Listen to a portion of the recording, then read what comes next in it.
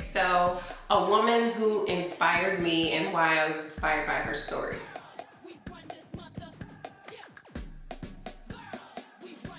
So I'm gonna have to go with the super writer, super producer, queen of TV, queen of Thursday nights, none other than Miss TGIT herself, Shonda Rhimes.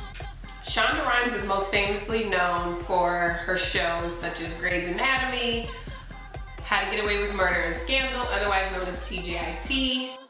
And unless you've been living under a rock, then you definitely have heard of these shows. Whether or not you're a fan is another story. You're crazy. But let's just say she is the queen of TV.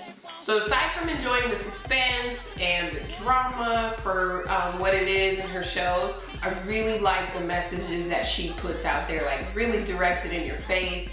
The shows are actually very empowering for women and just people in general. I like that she puts these female characters in positions of power, and she gives us what other people might see as the impossible, especially right now in a world where, or in a country, in a world, I guess a world, where we need to see certain things. Representation matters. Grey's Anatomy, right now on the show, they have all these female surgeons, and who are not only surgeons, but they're like the heads of their departments. And then the overall chief of surgery is a woman, and a black woman. So I think she just purposely puts these things out there in your face, like this is what can happen and this is what is going to happen in the real world, on purpose. I really like that about her shows.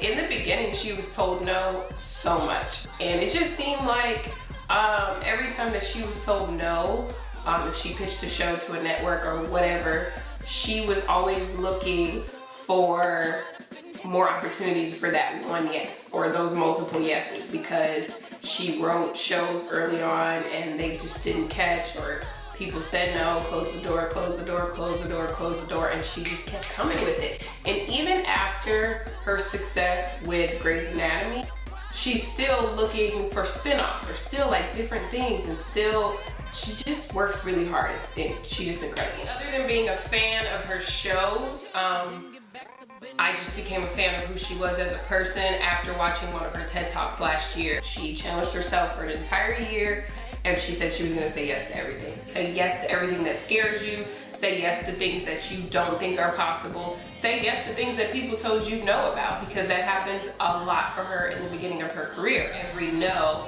she kept giving a yes. She kept bringing it and bringing it.